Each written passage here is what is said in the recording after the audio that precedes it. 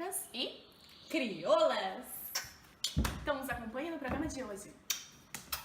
O Brasil possui um extenso território, causando assim a má distribuição de terras e rendas, causadas principalmente pelas diversas condições climáticas. As sementes crioulas são uma opção muito viável para os agricultores tradicionais, possibilitando que eles possam produzir o próprio alimento. As sementes crioulas são as que melhor se adaptam aos lugares onde elas são cultivadas.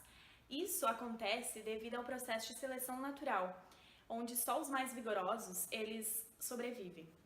Falando sobre sementes transgênicas, é preciso ser dito que 94% das plantações de soja, milho e algodão nas lavouras brasileiras são de sementes transgênicas. Dizem que isso se deve à praticidade e ao custo viável que essas sementes têm. Bom, essas sementes, como soja e milho, são utilizadas principalmente para exportações, para consumo de animais, e que isso acaba gerando a economia brasileira.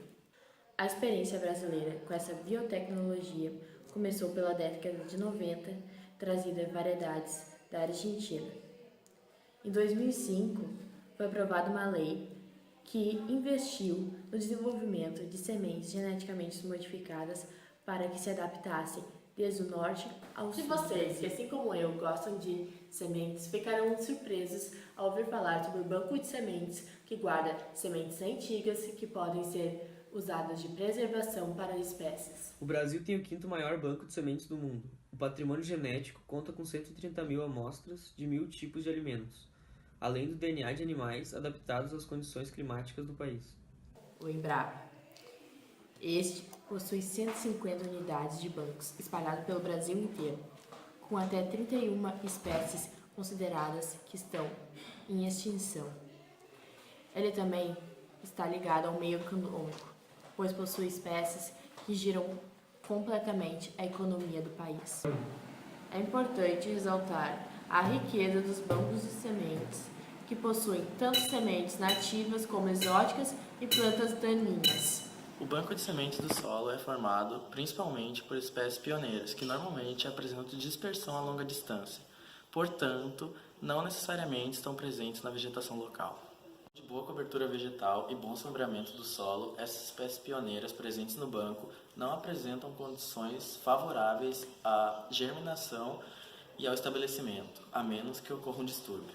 Contudo, a gente não pode tirar a importância dos bancos de sementes. Esses podem servir de indicadores de recuperação e de sustentabilidade, pois as espécies pioneiras podem colonizar áreas que passaram por uma perturbação. Fora do circuito de alimentação e agricultura, o Banco de Genética da Embrapa se dá ao luxo de conservar bromélias que foram coletadas há mais de 30 anos. As sementes geneticamente modificadas são chamadas de sementes transgênicas. Esse processo levou a uma grande revolução no setor alimentício. As sementes transgênicas, elas são muito resistentes e elas se habituam muito facilmente a vários tipos de solos. Melhoradas são aquelas que são geneticamente modificadas e as sementes transgênicas fazem parte desse grupo. Agora vamos chamar um entrevistado que é doutor em agronomia para falar um pouco mais sobre isso. Vamos falar então sobre sementes.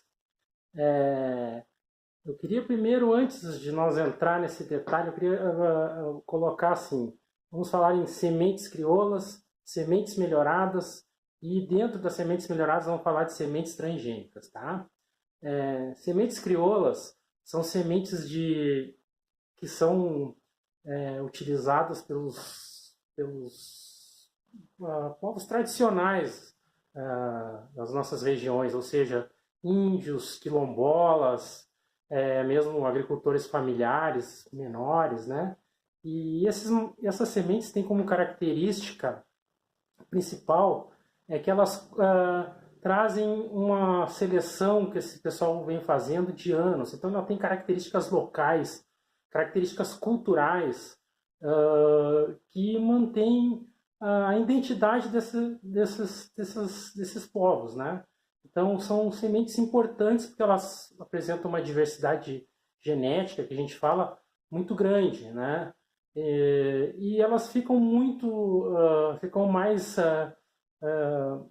sendo utilizadas dentro desses povos mais tradicionais. Então, sementes crioulas são sementes utilizadas por povos tradicionais, com características específicas e com aspectos culturais desses povos que são bastante importantes.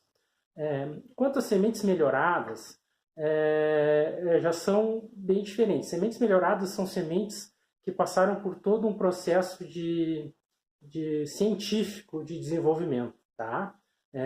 Existem métodos específicos, definidos, publicados, e que são utilizados para desenvolver essas sementes.